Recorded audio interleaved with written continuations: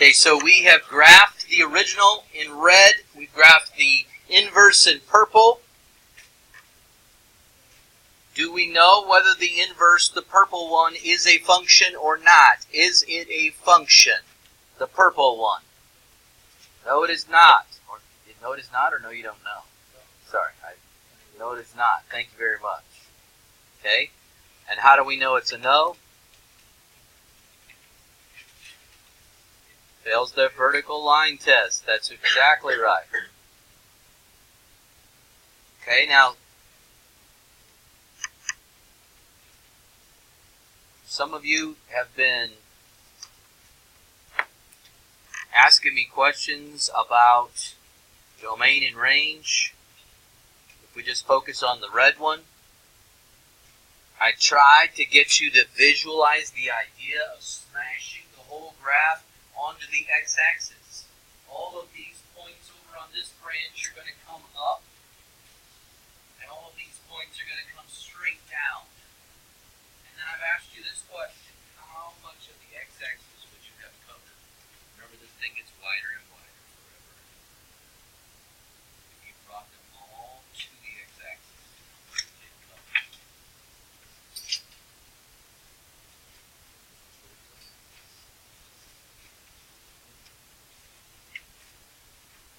Quite a bit, yes. Let's get a little bit more specific with quite a bit. You are correct. I mean, you ain't wrong. Right? Quite a bit is, but it's not going to get the credit. How much of that x-axis is going to get covered if you start taking all these points and sliding them down and moving them up? Negative infinity to infinity, you're going to cover everything. Remember, we're talking about smushing it this way, right? To the x-axis. So, one way you could say that would be all reals, you know. Or you could say negative infinity to infinity, if you like that interval notation. Or if you're a big fan of the all real number symbol, you know, you could do that too. That would work. Now, what if you did the other, for the range, what if you smashed everything onto the y-axis? Which I almost think that was in your mind when you said what you did to me a second ago. So, if you push it all onto the y-axis, what's the range? Just kind of take that red graph and smash it up against the y-axis.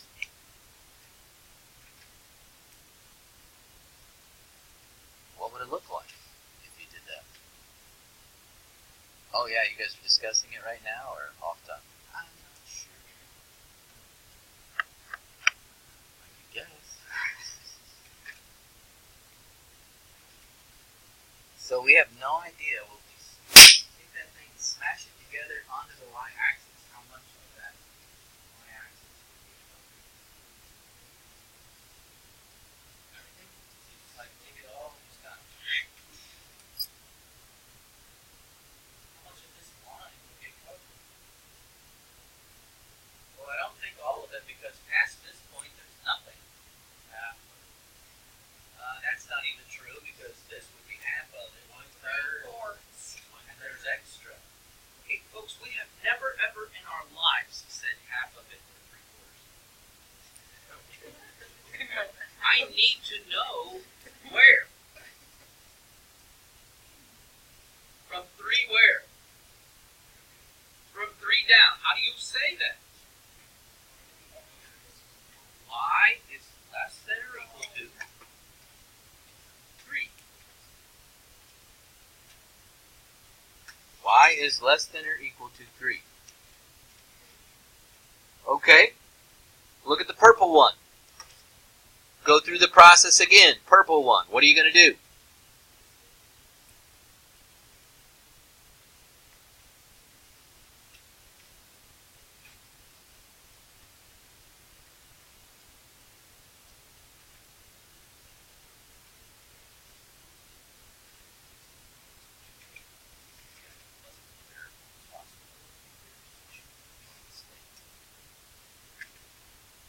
Smash it all onto the x-axis. How much of the x-axis gets covered?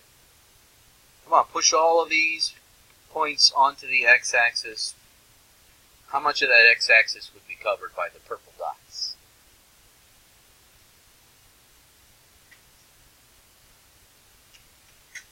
Every x value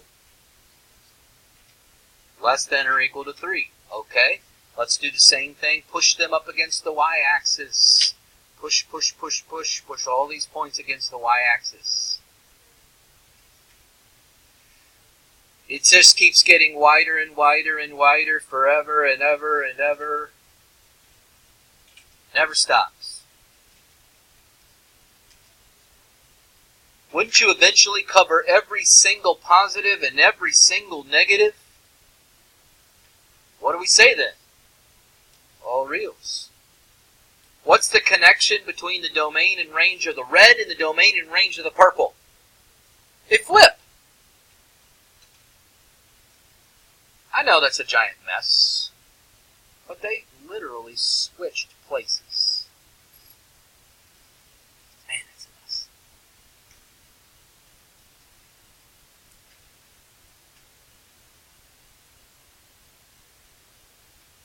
Okay? So the first one is the red. What are you going to pick? A, B, C, or D? That is choice A.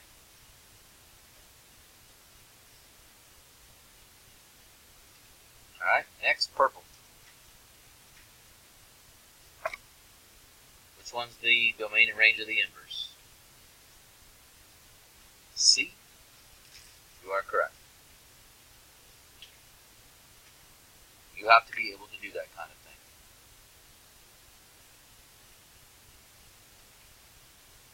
So that's question 9. We had already done all the algebra there. We'd already drawn the pictures. I'm going to tell you 2 stories about this next question, number 11. Now notice what it says here. It says that I've got 2 functions. One of them is the inverse of the other. And I'm plugging in -6. Now you know that if I was going to actually do all the math, I would take -6 and I would plug it into this function. Once I got a value, then what would I do with that number?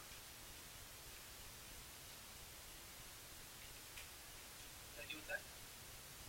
Plug it into the next one. Yeah. Alright, well let's think about this, okay? Suppose I gave you had $10 in your pocket, and I gave you $5. And then I took $5 back. How much would you have? She has the original $10 that she already had in her pocket. 2 inverse operations. I gave her 5, I took away 5. And she ended up with the same amount of money she started with.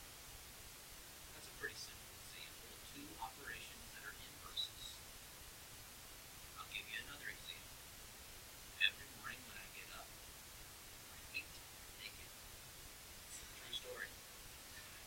I put socks on. I go throughout my day. At the end of the day, take the socks back off. Once again, my feet are naked. Maybe possibly a little bit more sticky than the first time. Well, the point of the matter is, you started with one thing, you did an operation, then you undid that operation, and you ended up with exactly the same thing you started with. No different than the $10, $5 example I gave you right here. So let me ask you a question. Look at this again. You're starting with -6. You've got 2 operations. What are those 2 operations going to do to each other? Say it. I heard it right in here somewhere. They cancel each other out. Yeah. What are we going to end up with? Can't see.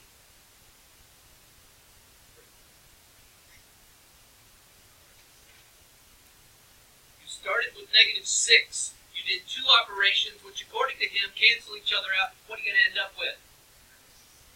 -6.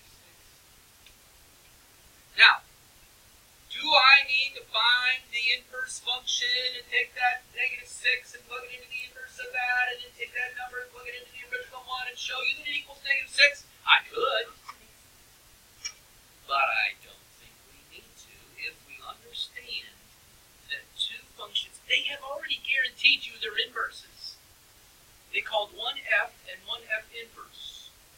If I understand what that notation means, then I realize, just like you said, they cancel each other out. I'll end up with -6. Do you know how many people I have that are ignoring me right now, that are going to miss this question tomorrow? Because they'll say,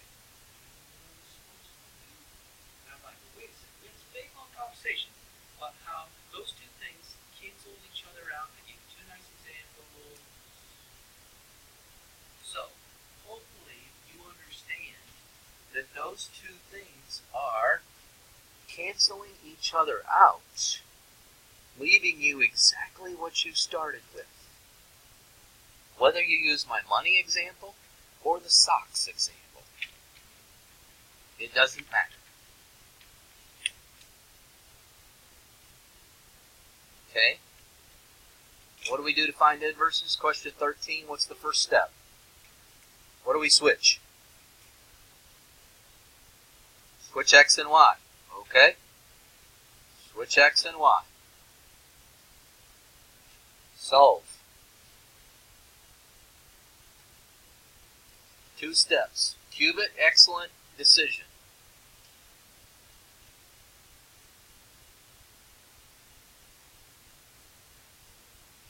Now what?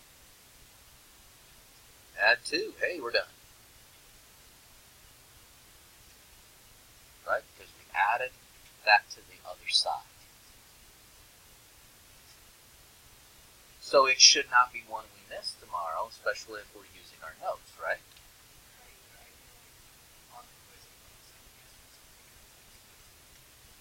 But you have your notes, so you'll go, oh yeah, that is the right one. Yeah, use those notes. That's why I have you take notes, so that will help you. I think we skipped number 10 for a reason, because we didn't need to worry about it. 4 we didn't need to worry about, because it was a duplicate of number 1. So I think we are good on these notes